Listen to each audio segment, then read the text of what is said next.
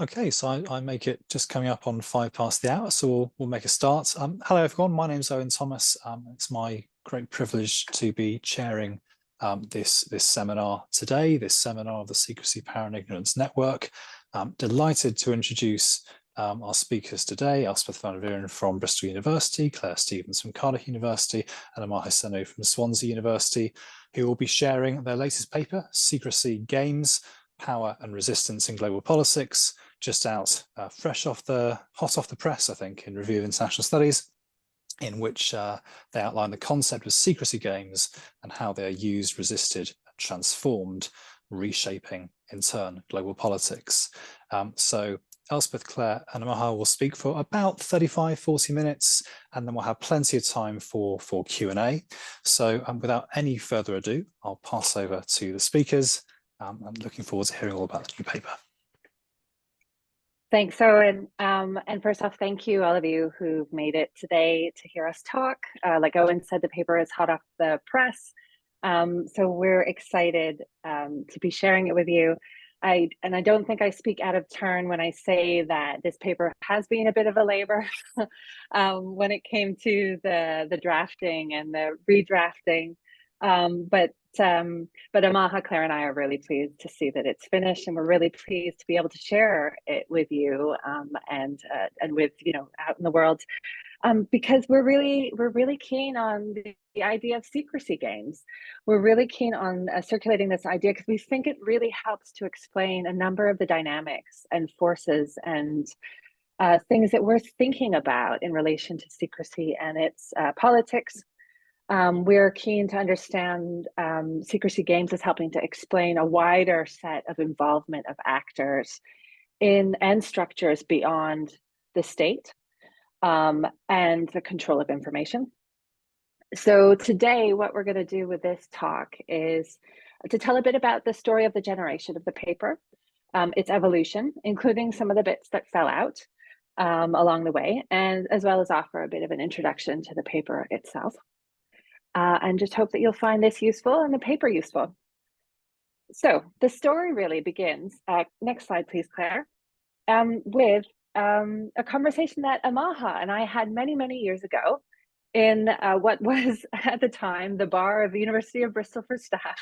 I don't know if you remember Amaha, but we had a conversation about Amaha's work on mapping the assemblages of global shipping, which Amaha is an international expert on, and the rival knowledges that emerge as part of those assemblages, and more of which he's going to talk about later. And my work, I think, that had shifted from a general exploration of the war on terror to a specific focus on hunting discourses and secrecy practices associated with US Special Forces operations. And even at that stage, all those years ago, it felt very clear that there was something interesting going on in terms of the comparative cat and mouse games at work within these very disparate seeming fields. So for example, I think it was at this point that Amaha referred me to the book Under Nelson Mandela Boulevard, by journalist Sean Christie, which I devoured, about the migrant stowaway communities living in Johannesburg with their close-knit groups and closely guarded secrets.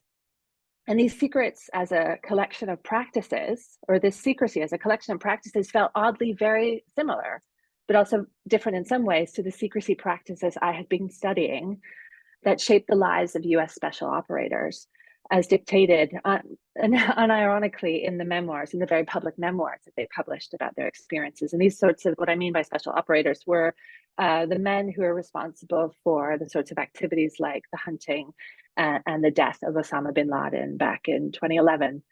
Again, a very close-knit community with some very closely guarded secrets.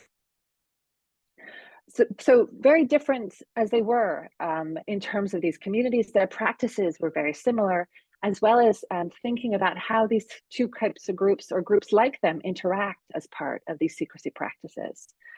So whilst the US special operators are supported by the enormous power of the US state, and where their skill in hunting is reliant both on their own capacities to negotiate and navigate secrecy to contain themselves, to be quiet and stealthy professionals, there is something about stowaways as well that speaks to this capacity to be stealthy and quiet professionals in their own ways. And that was very intriguing.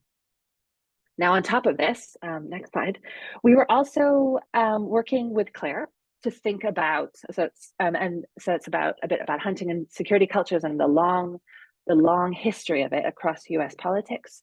Next slide. We were also working with Clare, who's thinking about time and the temporal in relation to secrecy and that dynamic, which was really influential, as well as thinking and working with an aspiring researcher called Tim Duru, and an artist, Emily Graham, who developed a project on tunneling as social, political, and economic practices with important secrecy dimensions. So we've seen work on the vertical and on bunkers in politics, geography, and IR, but not as much on tunnels and tunneling as interesting spaces and practices that often have this additional added secrecy component. So this resulted in Emily's commission through the SPIN Martin Parr Foundation a photo essay project where she went and documented UK HS2 protests and their approach to tunneling. Again, another community that's very closely knit and has these closely guarded secrets. So very interesting. So out of all of this was emerging this sense in the first instance that there was a story to tell about non-state actors in relation to secrecy, that there was something about a bit more beyond the state that we needed to explore. So more explicitly, there was too much of a narrow focus on state practices when it came to exploring secrecy in the IR and in the politics literature, especially its practices when it came to security practices. And we wanted to push back on that a bit, especially when you think about the wealth of literature that has emerged that explores resistance more generally in international relations and politics, and the important push and pushback of resistance actors when it comes to shaping politics. And so we were interested in thinking about how this pushback by resistance actors might operate through secrecy and change, in effect, the landscape and as social and political relations of those. So taking inspiration from work by long-term historians like James C. Scott, but also Louisa Odysseus, we were thinking about ways to document this type of resistance and how they push back against the state. So there's something about the effects that secrecy as used by resistance actors has to say about state power and its limitations, which is at the heart of this project in this paper. And then I think the final thing I'll say really is that it felt as though there was something additional and interesting to say about space and the stories to tell about spatial politics, and including in relation to time and the temporal, and in relation to knowledge making and knowledge unmaking. So I'll turn over to Clare in a second to talk about the latter two. But in the first case about space, with these spatial practices of non-state actors, the practices of covering over, of containing, really did not do justice to the richness of the cases that we were looking at. It didn't feel adequate in terms of doing justice to the secrecy practices we were observing. And like Oliver Kearns, who has similarly looked at expanding our repertoire of spatial secrecies, we were interested in doing the same with this paper. So resistant actors, next slide please, like dominant actors, use a variety of practices to produce and contest secrecy. But this includes a variety of spatial means, including but not limited to what we explore in the paper, spatial practices associated with flows, with complexity, and with camouflage, or hiding in plain sight to produce, maintain, contest, and alter secrecy. So that's the evolution of the paper in the sense of what stayed, what stuck with us. But I'll turn over to Clare to say for a second what kind of fell out, because we think that those are still really important and interesting ideas, and we think that they're worth holding on to and thinking with as we think about this paper. Thanks, Elspeth. Yeah, so we explored a few ideas, and sadly not all of them made it from the cutting room floor into the final draft of the paper that you see in its published form. So perhaps a little bit selfishly, I wanted to discuss some of those ideas briefly here. So we thought it might be interesting, I guess, to show you a bit of kind of like the behind the scenes, or, you know, some Easter eggs, if you like, for the paper, just to show you some of the process that brought us to the final draft, and a little bit maybe of extra context for how we got to the final draft, if you like. So one thread I think that ties both the first and final drafts together is our pitch that, you know, secrecy, like associated concepts of silence, of ignorance, transparency, that they should be considered, or that secrecy should be considered a key concept within the discipline of IR more generally. And in the first draft, our critique focused more on spatiality and temporality than the final draft ended up. Now, our sort of opening salvo was that secrecy is described and understood along the lines of inside and outside, and through, you know, metaphors of containment and enclosure. And, you know, Oliver's work here was really important in that respect, sort of challenging that a bit. You've also got this idea that backstage operations, or ideas of compartmentalization, you know, with its, you know, associated ideas of walls and fences, barriers, or, you know, even concentric rings of secrecy. Those are often the ideas that come to mind in a lot of international relations theorizing about secrecy. Now, while this undoubtedly tells, you know, some of the story of the role of secrecy and secrets in international politics, but also building on a lot of the fantastic work that's emerging under the rubric of secrecy studies, we wanted to make the case for a broader reading of secrecy's productive capacities, just as Elspeth has been sort of outlining. So in the first paper, we concentrated on the spatial readings of secrecy. That was our first pitch. And we were making the point that animating a lot of discussions of the role of state secrecy in international relations is that it's seen as a necessary or a frequent constituent of statecraft. And it sort of underlines or is related to this the geopolitical imagination that Agnew talked about many years ago. This idea that states are not only bounded and contained, but states also rely on the boundedness of secrets. But we wanted to make the case that containment logics work to reproduce the state as the legitimate ordered keeper of secrets, but that we think there was more to it than that. So through both drafts, I think there's a commonality in that we've contended that this idea, this way of seeing secrecy, overstates the power of state actors, or maybe perhaps fails to recognise the important limits of state power when it comes to matters of secrecy. And this is probably the theme that emerged through the second draft of the paper. That's the one that stayed.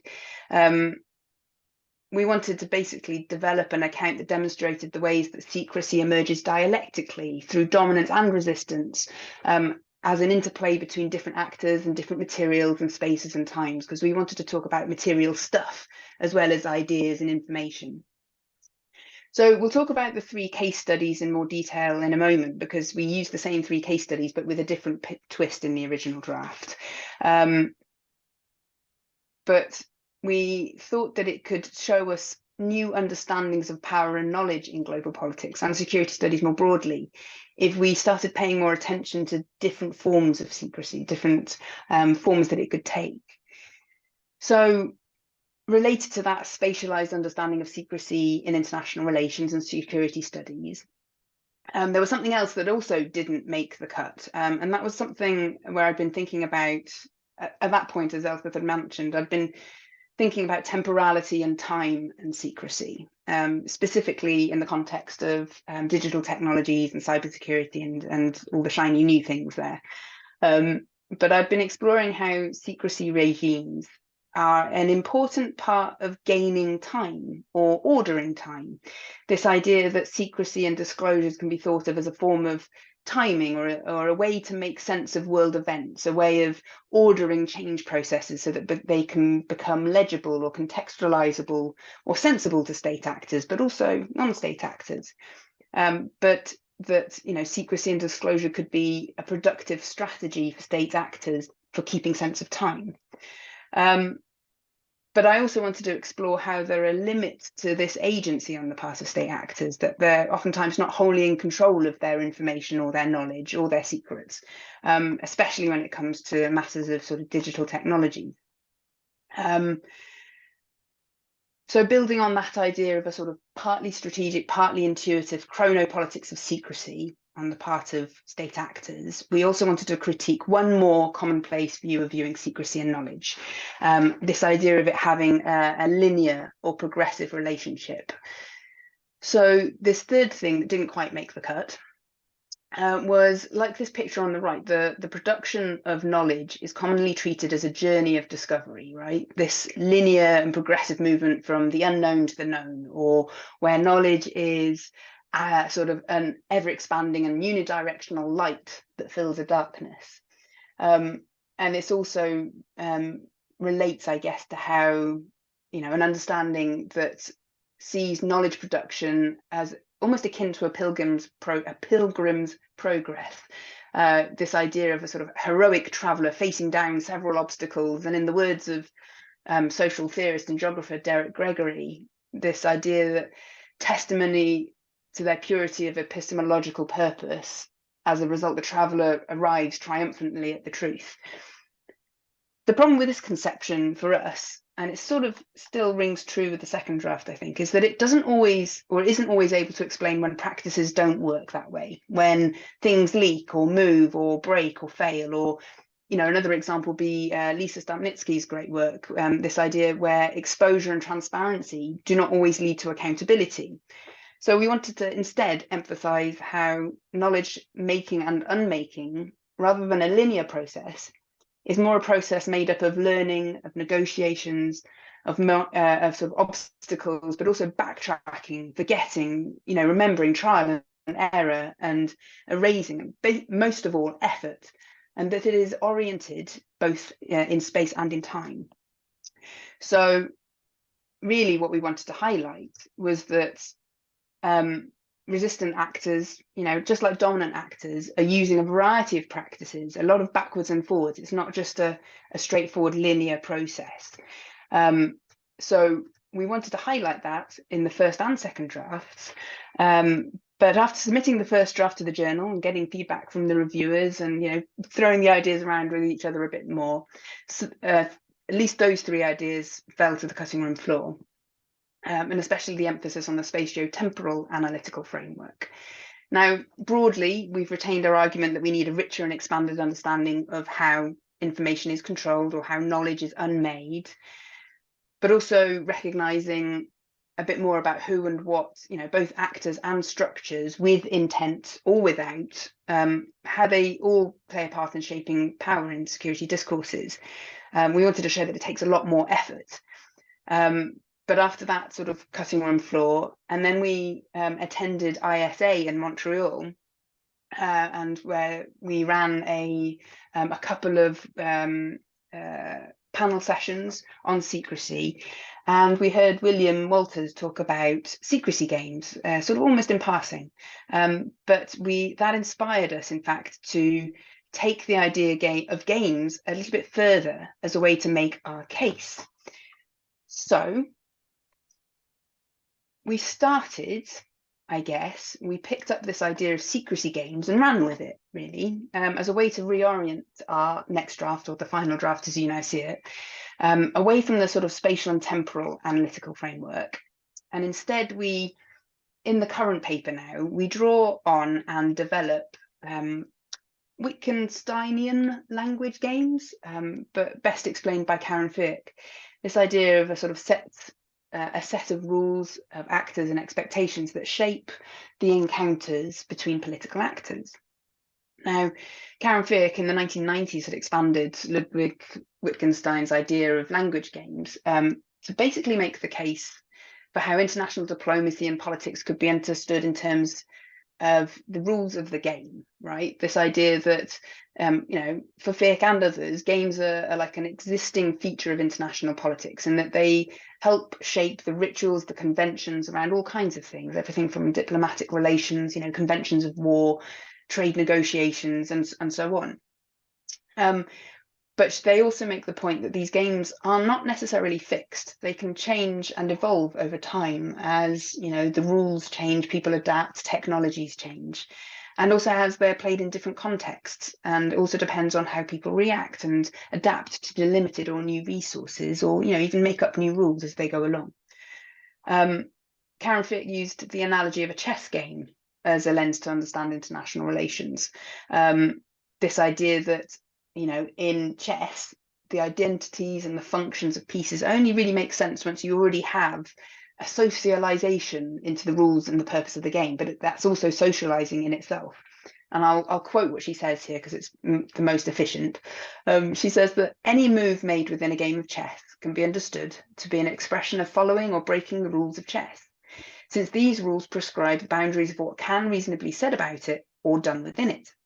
To violate the rules would be cheating and possibly punishable. To apply the rules of another game would be nonsensical. So, having rediscovered Fick's work, Elspeth then developed these ideas in more depth by drawing on Michael de Certo's mention of secrecy play. And while the usefulness of games as a concept for understanding public international politics like diplomacy is being explored, secrecy games, as we argue, and as Elspeth will now sort of expand upon a bit, is also, we think, a significant feature of our world. So I'll hand over now to Elspeth to explain in a bit more detail. Thanks, Claire. And before I do set out secrecy games, I'm just going to go back and cover some of the territory about secrecy, because you know, part of what we're doing with the Secrecy Games paper is to continue some of the wider work that the SPIN, so the Secrecy, Power and Ignorance Network, is working on more collectively. This idea to shift kind of our understanding of secrecy or secrecy studies away from a set of assumptions into something else. So this paper does build on the traditional or the secrecy studies literature, including literature that explores the dynamics of interstate relations, state actors and state practices related to security and conflict, but also the literature that draws on religious studies or that draws on cultural studies in order to make sense of secrecy and its power. And by and large, this literature has demonstrated that the far more complex nature of secrecy, especially as something generative. So at the heart of our work at SPIN, I would say, is the understanding that secrecy and its concepts, that cognitive concepts, like Claire's already said, like curiosity, ignorance, transparency, deception, is generative of identities, communities, governance and bureaucratic processes, technologies, knowledges, and economies, and is subject to change over time. So we're really interested in that effective change. We're also interested in the unequal distribution of these secrecies and the gains or the benefits of secrecy, and how these in turn reproduce these inequalities along, for example, race, gender, class, or sexuality. So returning to language games, part of our contention is that this takes place relationally. Rather than focusing on secrecy as the product of individual agentic action that is often intentional, a key assumption that seems to undergird a lot of the secrecy study literature, or at least the secrecy studies literature that we're seeing in international relations, especially, and in security studies, we think that this is much more about an interaction and an interpretation and structures. Next slide, please. So it's much more a movement, we're trying to say, from secrecy as intentional to one that is structurally, culturally produced, interpreted, more complex, non-binary, and generative. And that this is at its core takes place with non-state actors and their use of a wider set of spatial logics.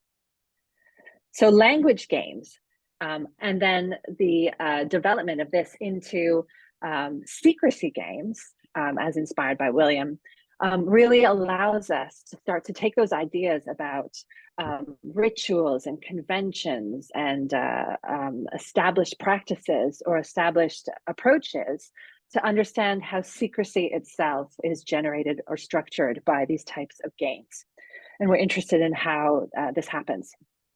So we add secrecy we want to develop this idea of secrecy as the interplay of dominant resistant actors, where the play of resistant actors whose changing movements and flows, more diverse set of practices and their own expert knowledges contribute to producing new forms of secrecy and their attendant structures. Secrecy games, as we contend, center these social relations more and their patterns that often that require these non-state actors often, and their web of tactics, the composition and choreographies that they use as part of their own hiding and unhiding practices, concealing, revealing, making visible or invisible, or making known or unknown. So when we pay attention to these secrecy games and their moves and counter moves, we can see how secrecy is also a set of practices and even identities that emerge and change as a product of these games with their rules and key components. So what we set out in the paper is a study of 3 games in action, focusing on the games of cat and mouse. Of course, there are games that can involve state-on-state actors, but we're focusing on the hide and seek or cat and mouse games of non-state and state actors, in order to that are used to establish or secure the border or contest the border and territory, and the way that those are resisted or reproduced. So this allows us to argue, at least that's what we are claiming, that secrecy and therefore security is far more fluid and nonlinear than our current work on secrecy and international relations tends to emphasize. And rather than a view of secrecy as a state-imposed top-down and fixed strategic tool, we use these examples to highlight the opposite through the games of secrecy and the different spatial and temporal ways in which secrecy plays occurs. Okay, so I will focus in on a couple of the cases before I turn over to Amaha to take us home to the last one. But these 3 cases include the secrecy game of tunneling in the Israeli-Palestinian conflict and the role of mobility and flows as part of secrecy. The second one is the secrecy game of maze running and maze making within urban warfare. And the third secrecy game is that of camouflage and stowaways as they blend into the shipping environment in order to gain access to the global shipping routes for the purposes of migration. So like I said, I'll speak to those first 2 before Amaha then comes in to talk about stowaways, and then Claire offers her final thoughts. Okay, so looking then specifically at tunneling. Sorry, if you just go back to that first slide. Thanks. In the first instance, we present tunneling as a game. So tunnels may seem static, but as our case suggests, they actually not only facilitate a lot of movement. Tunnels are essentially about moving people or goods, for example, through spaces. But this, as a secrecy practice, the tunneling we looked at also involves tunnels moving themselves. In this case, we look at the tunnels that are part of the contentious politics of the Israeli-Palestine conflict and how a tunneling imperative emerged and how this tunneling led to an escalation of practices associated with the concealing and the finding of tunnels and what they transport. So tunnel entrances, for example, are hidden, but those entrances get moved frequently. Tunnel use is staggered in terms of what times they get used. Tunnels themselves are shifted and moved, just as tunnel detection technologies are introduced. So there's an important cat and mouse game in terms of the ability to hide tunnels themselves and develop new technologies in order to find those tunnels, just as tunnels are then destroyed or closed down as new ones are made. So tunnels themselves flow and change as part of their secrecy. All of this points to the role of flows and the mobility as a form of secrecy practice that is spatial in a different way to containment. Tunneling is an interaction, a dialectical play of dominant and resistant actors in that particular case study, and offers us a way to understand how different people take on different roles, whether tunnel detector or tunnel builder or tunnel destroyer or tunnel user, and then centers the secrecy, allows us to think about the secrecy and how they use or resist secrecy in relation to that. That's the first case. The second case is the case of maze making and maze running. So In a slightly related case, we explored the secrecy game of maze running and maze making in that mazes are a really interesting spatial structure that we just have not talked about, to my knowledge, enough in international relations or politics or even in geography. We've talked a lot about containment, we've talked a lot about networks in particular, but as a spatial structure, we haven't talked a lot about mazes. So mazes are interesting partly because they simultaneously limit but also overwhelm with choice. They build on each other, these choices, and the consequences of these choices might not be known until a false choice is made. They can be difficult to escape and can be uncomfortable. So that's the overwhelming bit. They're designed to confound. But I mean, I think one of the things that fascinated us most about mazes as a type of secrecy game is that the knowledge that one acquires in navigating through a maze is not necessarily about uncovering or covering, but it's a recursive type of learning where you make mistakes and go back in order to understand and learn the shape of the maze. To look at the secrecy game of mazes, we looked specifically at urban warfare and the ways in which the urban is approached as a maze.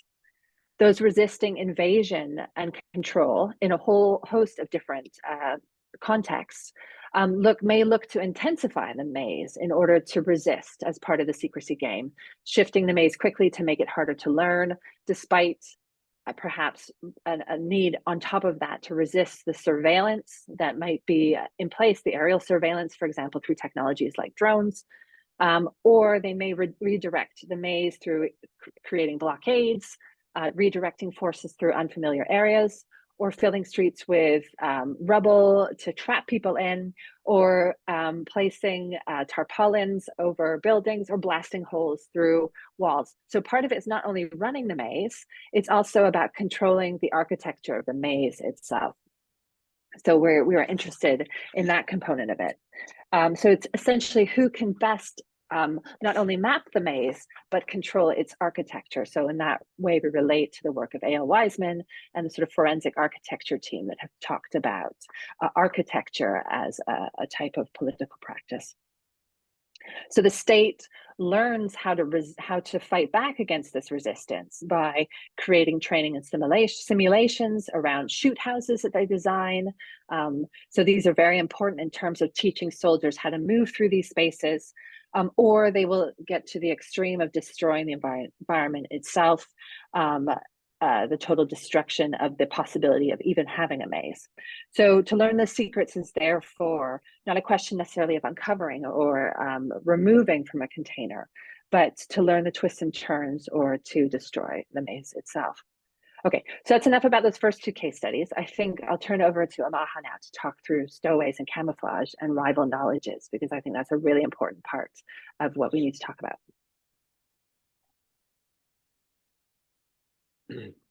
Thank you, Elspeth. So as Elspeth has outlined, we looked at stowaways as one case or instance of secrecy play, which in this case is camouflage. But I think before we talk about the issue of stowaways, I think I always found it useful to talk about what stowaways are.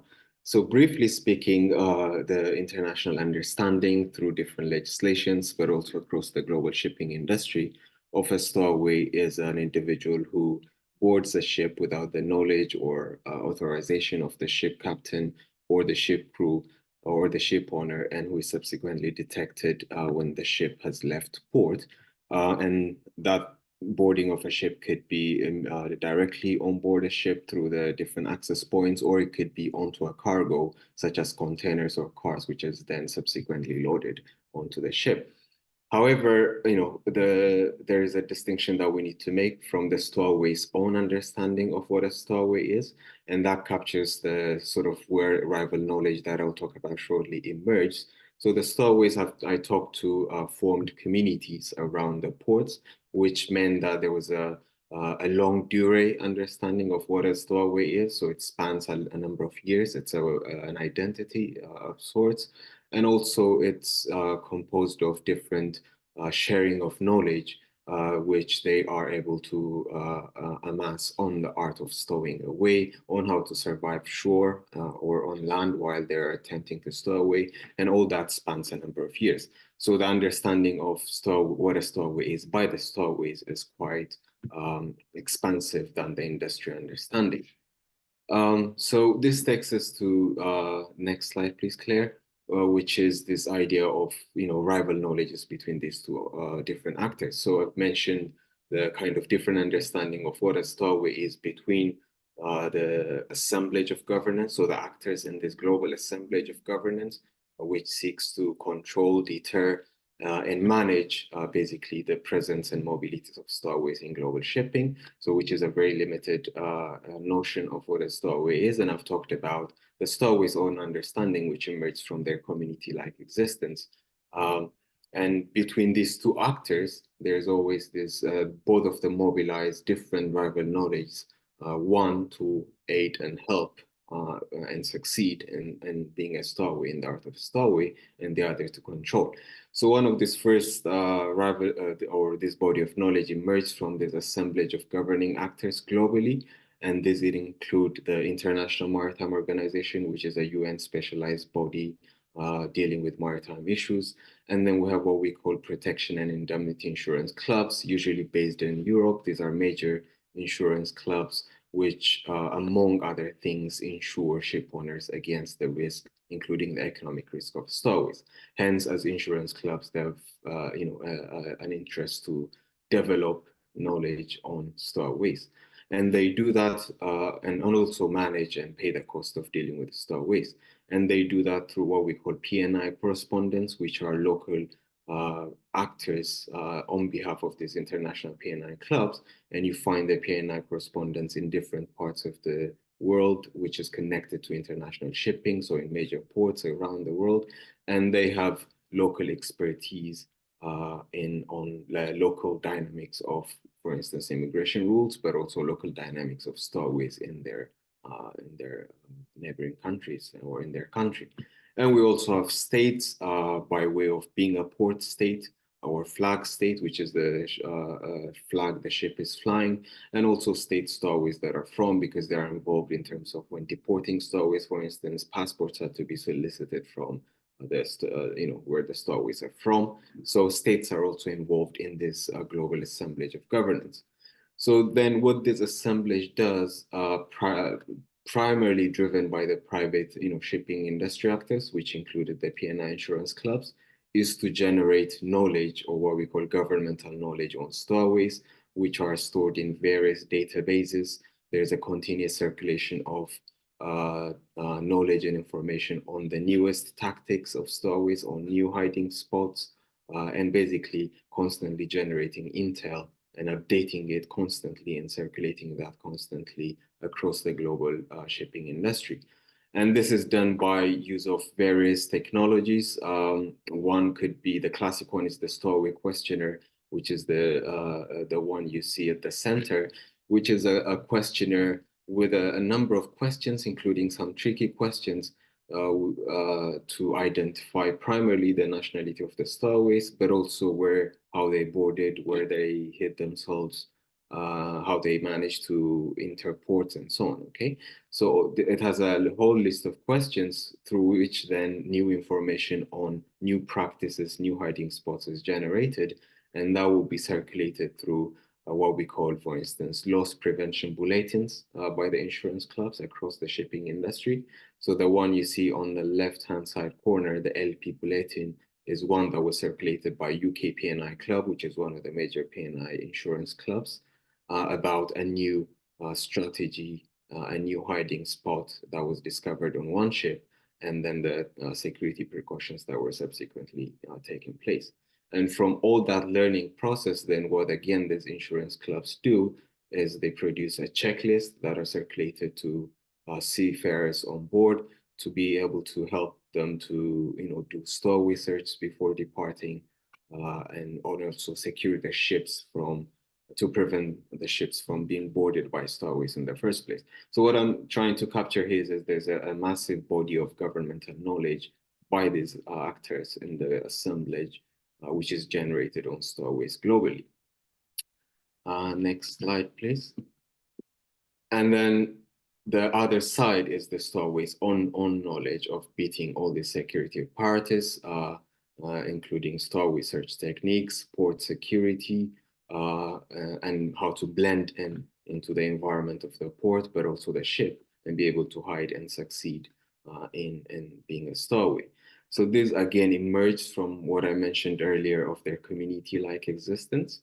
And it's a shared body of knowledge, and just like the governmental knowledge that constantly updates itself through new experiences of stowaways who might have been detected on board, and they or who might have succeeded. So all that will be shared, but it does cover a whole range of issues from surviving ashore around the ports, but also how to negotiate and avoid port security, and when to reveal themselves at sea, how to keep themselves safe, because it's a very dangerous enterprise in terms of where they're hiding, but also sometimes treatment of stowaways, which we don't talk about in this article, but with some tragic outcomes. So it does span all that aspect, including finally when they're caught and if they're being deported and disembarked, how to also negotiate that process to their advantage, okay? And again, this emerged from their community-like existence. And this book that you see on the left-hand side talks about, for instance, he's a journalist. When he initially tried to approach and talk to the stowaways, some of the stowaways were accusing those who were talking to him as, giving out the Beach Boy secret. So it's the idea that this body of knowledge also needs to be protected and kept safe. Next slide, please. And the part of that, keeping this knowledge secret, is also part of disguising their identity as stowaways, for instance, around South African ports, partly because, they are migrating, in the case of South Africa, from a neighboring country in Tanzania. Hence, there are also immigration consequences within South Africa itself. So they don't generally would like the limelight, hence they want to blend into the around the port environment.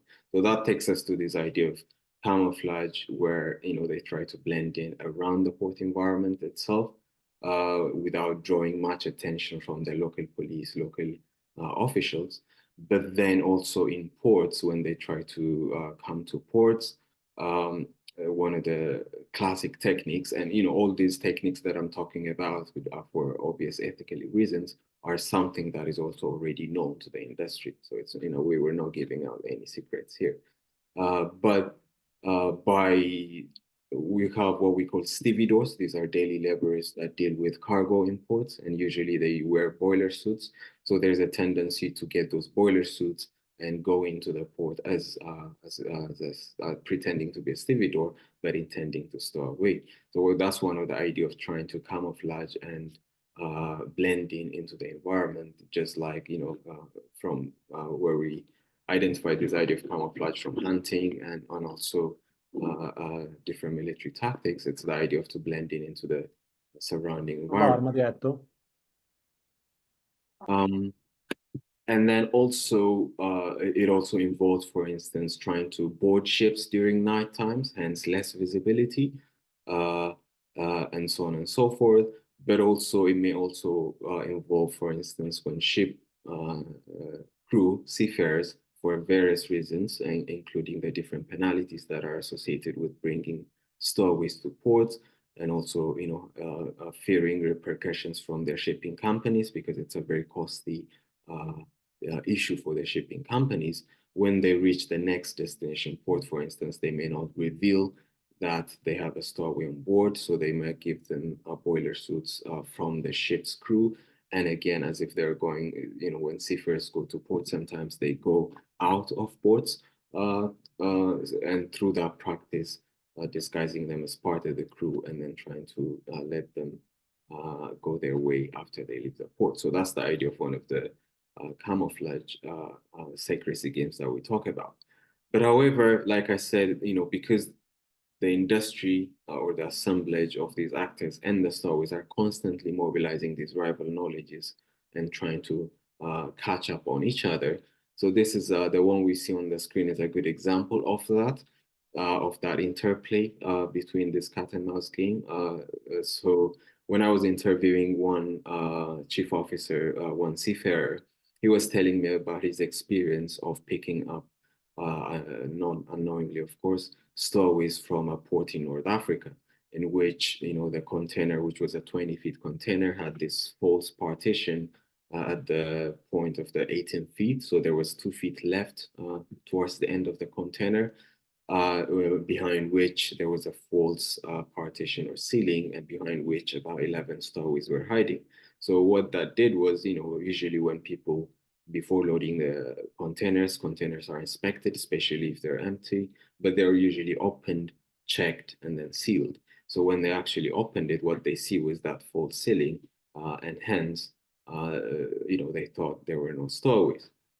And then the one you see on the left-hand side is from one of the leading maritime institutes. So they do have, again, one of those circulations of information of incidents that happen on different ships across the globe. And it talks about stowaways hiding behind false panels in containers. Again, in the case of this ship that is reported in this circular from a port in North Africa. So what that tells us is there are also different local dynamics between these different ports in terms of the different techniques used by stowaways from certain ports. So this would seem to be a particular issue in North African ports at the time, which is different, for instance, from what we see in West African ports. Next slide, please, Claire. Okay. Which is a tendency to hide under different parts of the ship. So this is another second example of this interplay between rival knowledges that I wanted to flag up. So a stowaway I interviewed, this was a stowaway stowing away from a Djibouti, East African port. And he was telling me that, most of the hiding places on board are now known because that constant updating of governmental knowledge. So he stated, so we started using another method. So you have seen this in Marset antenna, which is this round shaped body you see on top of the ship on the figure right at the top, which looks smaller, but it apparently can actually hide 2 people in it. So he said they were now trying to use that as a hiding spot, which was a surprise to the industry when it actually happened. But that was from a port in Djibouti. And the second figures you see down below is again from a bulletin, what we call loss prevention bulletin, circulated by, in this case, UK P&I Insurance Club, on a new strategy that was discovered, in this case, from stowaways stowing away from Richards Bay in South Africa. And it states the association would like to bring to light a recent case of stowaways boarding in Richards Bay, South Africa, to the attention of its members. It highlights the extreme risks stowaways are prepared to take. 5 days after sailing from the port, 2 stowaways were discovered next to the JRC satellite antenna. And then finally, it states, we would like to recommend to all members to review their search areas and procedures in light of this new technique that emerged, which was a more extreme hiding spot. So this is the kind of constant interplay between these rival knowledges and practices of cat and mouse game that plays out in the risky business of stowing away. So with that note, I'll pass on to Claire for any concluding remarks. Thank you. Thanks, Amaha. So very briefly, where does that leave us, or what next? So in a lot of ways, this paper sought to make the case for more processual accounts of power, right, and relational ideas of the interplay between structure and agency, or between rival knowledges. So rather than trying to choose between, on the one hand, the extremes of purely voluntarist or intentional explanations of secrecy on the one hand, or where states use secrecy as a tool, or on the other hand, more structurally overdetermining factors like technologies or globalization or the nature of the international system to account for secrecy's presence. Our paper wanted to develop, or has developed, the sort of analytical framework of secrecy games as a way to understand and contextualize some of the limits of sovereign power, but also some other forms of power that can be sort of found or traced in these assemblages, perhaps. We've basically made the case for studying more actors, for recognising more forms of secrecy, and we've also presented what we hope is an analytical heuristic that others will find useful.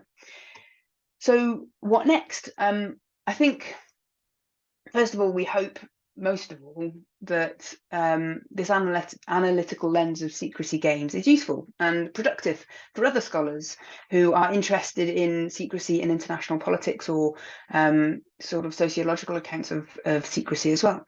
And I'd, for one, would love to see more empirical cases and puzzles explored in more depth through this idea of secrecy games. I think that's the next big thing, is more empirics. But I think also more could be said about the alternative spatialities and temporalities of secrecy regimes beyond the containment logics and beyond ideas of secrecy as intentional or strategic action. I mean, I would say that because that was the stuff that didn't make the final cut, but that said, I think my sense from talking to many excellent colleagues working on secrecy and related topics is that there's still more to be said about the structural aspects to how secrecy works. And I think more could be said about the mobilities, the flows, the complexity, the layers and hybridity of secrecy practices. So I think an expanded understanding of the spaces and times of secrecy beyond containment could basically reflect the more complex ways in which secrecy can have powerful effects and relations. So by focusing, on secrecy as a more complex set of affairs, a sort of cat and mouse interplay of dominance and resistance, we can understand more about security forces, security discourses, but also global politics more broadly. Now, although in this paper we focused on addressing the field of international relations, we were specifically trying to, dare I say, convince international relations as a field to pay more attention to secrecy. I think secrecy games still also speaks to a much wider set of empirical puzzles and scales of analysis, and as such is a framing ripe for all kinds of hybrids of sociological and political analysis, including, I hope, by people in this room. So I think that's it from us. Thank you very much for your time and your attention, and we look forward to any questions that you might have. Thanks, everyone.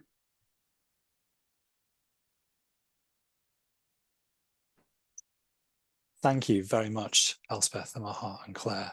What a rich and fascinating presentation. I thought it was really refreshing to hear how a paper comes together and all the things that end up not making it in, and the process by which that comes about. So thank you very much. So we've got about half an hour now. We've got quite a while now for any questions. So do please pop your hand up or put something in the chat, and we'll start to take some questions. If there's nothing immediate and forthcoming, I might just abuse Chair's privilege and just ask a couple of questions myself. The first thing I wanted to do was to just give Claire the opportunity to talk about the chronopolitics of time, if you would like to, because it sounds absolutely fascinating. And if you'd like to speak a bit more about how secrecy makes time, I'd love to hear more about that. So if I may, I'd like to ask two questions. No need to engage with either of them if you don't feel they're helpful. The first is very quick, which is I wonder if you think there are any particular methods or methodologies that are most useful when taking this approach to studying secrecy as a structural phenomena, or studying these secrecy games. Are there certain methods or methodologies that we ought to be thinking about in terms of this wider project and agenda that you have? And then the second question that I had was it's the normative question. So if we sort of agree with Cox that theory is always for someone and for some purpose, who is secrecy games for? What is that kind of wider normative agenda of the project? I mean, listening to the presentation, and it occurred to me that one thing that we get by thinking about secrecy games is different ways of seeing or unseeing disorder. And it struck me that you mentioned I.R. Weizmann earlier. I wonder whether, in a way, a secrecy game is almost a way of seeing what he calls field causalities, ways of thinking about structural power and structural harm. Particularly thinking about Amaha's discussion of stirways, I was thinking, well, in those two different ways of thinking about secrecy. You've got one which is very much within a traditional notion of secrecy that you described, that privative intentional notion of, you know, secrecy as a kind of a function of control and management and crisis management of stowaways, in which, you know, thinking like a stowaway is thinking very much about an individual who seeks to conceal themselves in a place because they wish to, because they do. Whereas another way of thinking about the phenomena and thinking about it through a secrecy game, as you describe, is actually about a way of life. It's about actually acknowledging the causes and the constitutive parts of migration that are interwoven in a way that shouldn't be understood just through the idea of a person that seeks to secrete themselves for a purpose without a wider consideration of a topic. So yeah, there's two questions there. One about method, but also then about kind of why, what does this do in a normative sense that's important for our respective fields. I'll speak very briefly to temporality part, because one of the reasons I think it didn't make the final cut was that it was baking my noodle, trying to think about secrecy and temporality. I mean, that, you know, secrecy is a conceptual, it can be quite a conceptual topic, and temporality was even more so. In my own work, very briefly, I was just trying to make sense of how, in my particular case, government actors in the United States were trying to make sense of the clashes, I guess, between political time, which is, you know, bureaucratic time, quite slow, sort of government time, versus what they kept talking about in terms of network time or digital time, this speed and urgency and sort of faster than light. I mean, these are exceptional narratives or narratives of exceptionalism, but they were trying to mash these two times or temporalities together. And I was really interested in exploring how they were doing that. Because although there was a degree of strategic intention, although they were trying to keep digital secrets and also, you know, and trying to control information, quite a lot of that information was beyond their control, either because it wasn't in their hands, it wasn't in their control, it was in the private sphere or private sector, sorry, or because it wasn't something that was amenable to that kind of intellectual framing, that you couldn't pin down the tools for hacking because the tools for hacking are not amenable to that kind of writing or storage or keeping. So there was also an element of speculative secrecy, that they were making space in the now to keep secrets that they didn't know yet, but they know they were probably going to want that information for later. So that's where I borrowed the idea from Andrew Homm about secrecy as a form of timekeeping, of imposing order, but also gaining time. And that is about as far as I got, because then I started thinking about, well, how does technology, rather than just viewing secrecy as a thing done to technologies, it felt like technologies were also acting as a structure against which the agents of government were pushing back. So that's why I wanted to explore this structure agency, this dialectic, this back and forth, rather than just viewing it as only states having their say. But yeah, more to be said on that. I may keep trying, or I may just give up and throw my hands up and say, temporality time, too much. But I'll let Elspeth and Amaha speak to the methodology and the sort of normative questions. So I think those are great. Amaha, do you want to go, or do you want me to? Okay. So I'll speak. Thank you, Owen, for the questions. So methods, methodologies. So because I think this often, for me at least, concerns what feels to me to be a bit more about the like, again, to borrow from William Walter's approach to secrecy, the idea of the everyday, right? And how we, secrecy practices are always somewhere and involve someone.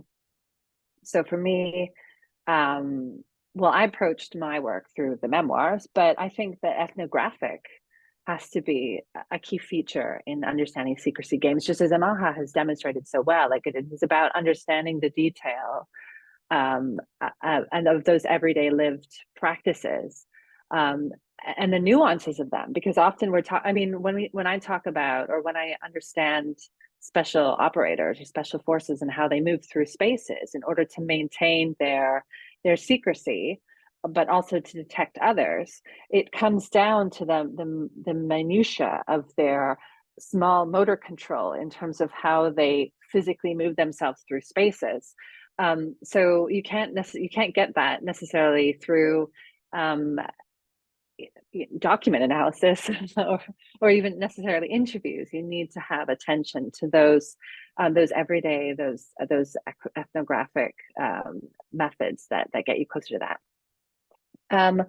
On the who is Secrecy Games for? I think that question is such a good one, Owen, and I think it's one that I really need to sit with a little bit more. But for me, part of it connects, I think, a little bit more with another project which I'm working on, which is the gendered politics of secrecy, and specifically the end with the economies of secrecy, and thinking about the labor of secrecy, and how we work to do secrecy, who benefits and who doesn't benefit from this work, from this labor.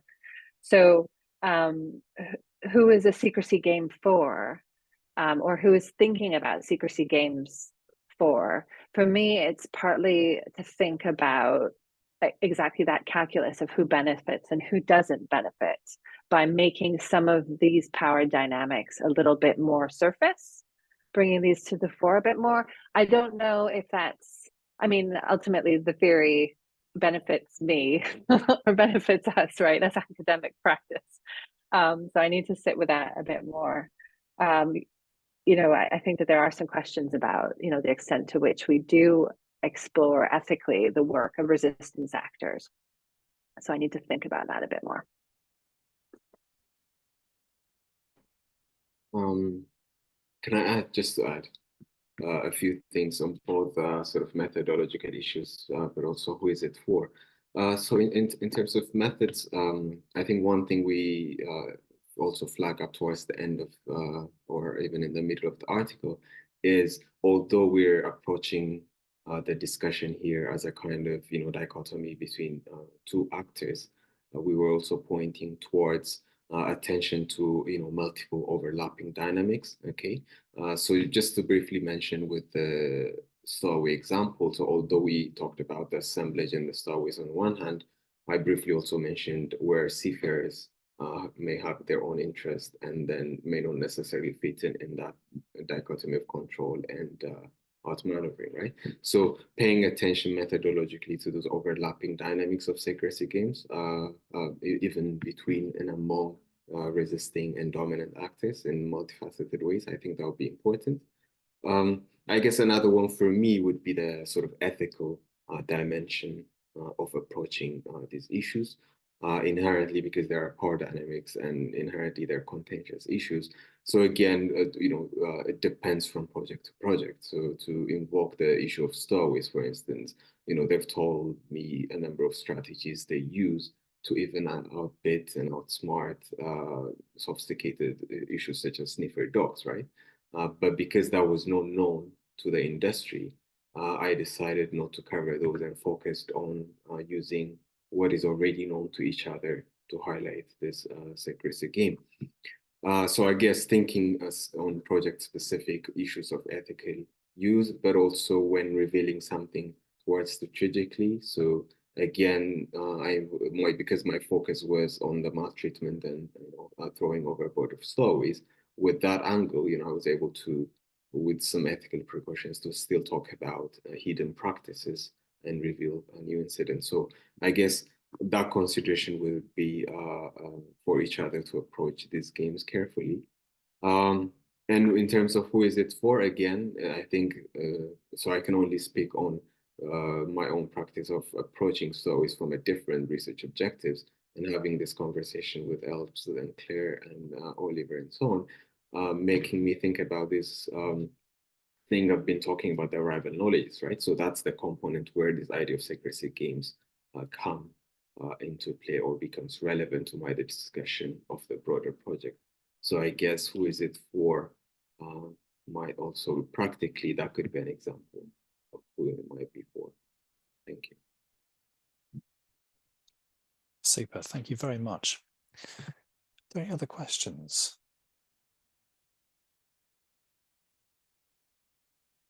I think Manju's just put something in the comments. Manjeet, please go ahead. Yeah, hi.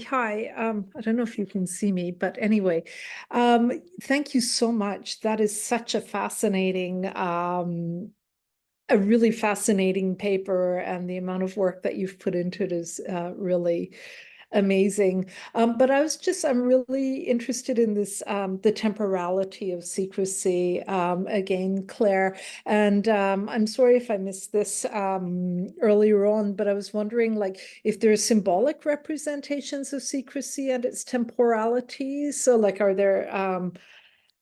like, are there ancient understandings of secrecy that are represented symbolically? So my example here is Fortuna with regard to Machiavelli as being, representative of the contingent and unexpected, or indeed unknown. And then another thing I was going to ask you about, which is a different way of thinking about it, as being outside of the time frame, or outside of time in the regular frame.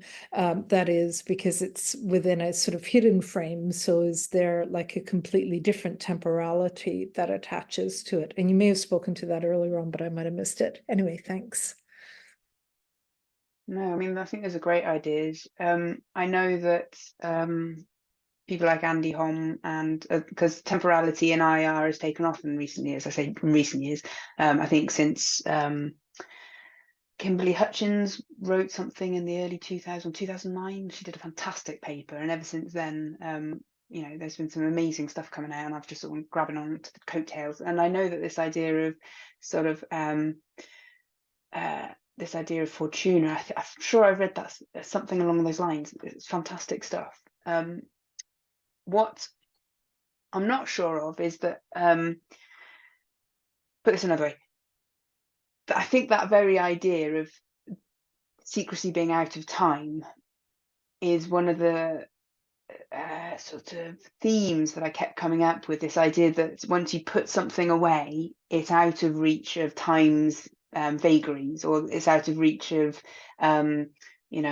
entropy. This idea that we could protect the state from entropy if we can just keep some stuff locked down, contained, hidden, and so on. And that's what I was interested in exploring, this almost that they're at the hands of Fortuna, at the hands of contingency and accident and emergence, but they really still wanted to try and keep control of some stuff, because this idea of control and containment was such a prominent idea behind secrecy. I haven't explored those fully though, and that's one of the things. So maybe thinking about symbolic representations could be a really productive way of exploring this more. So what I'm going to say, Maggie, is thank you. I'm going to take that away, and I'm going to sit on it, and I'm going to try and get my poor head around it a little bit more, because that's fantastic. It reminds, I don't know if this is not along the sophisticated lines that Manji was suggesting, but of course there's the popular cultural example that I love to talk about when it comes to compositions of secrecy, of the Indiana Jones Last Crusade movement through the, and of course the secret is the Holy Grail, and it's out of time. And that really sort of well illustrates your point that somehow the secret, it goes and it gets locked away, and maybe it gets dusty, but it's still preserved there for 2,000 years, or I can't remember, maybe it was 1,500 years or something. But maybe there's other examples, if not the sort of in the sort of high symbolic, in the kind of low popular culture ideas of time sort of secreting a secret away, preserving it. Yeah, that's sort of fun.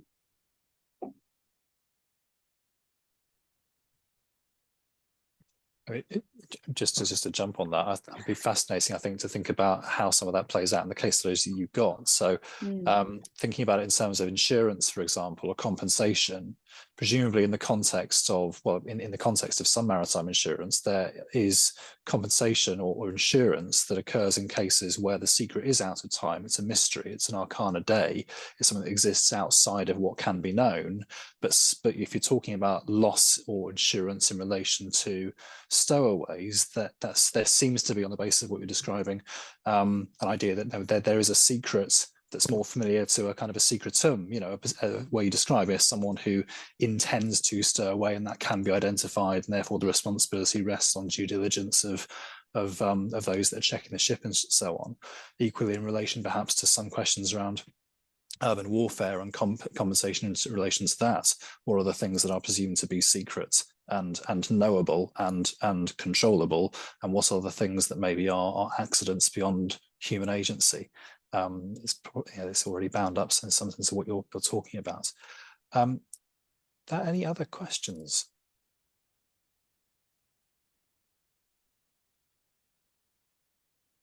It's okay. Oh, and I'm sure that we can always carry on this conversation as part of our regular spin check-ins, and or people can feel free to reach out to us, of course. But yeah, thank you for listening. Great. Thanks Well, everyone thank for you, coming everyone. along. Okay, well, I'll fall to me then to so we can close things then. Thank you very much to all three speakers, to Elspeth, to Clare and Amaha, and thank you to everyone who's joined and participated.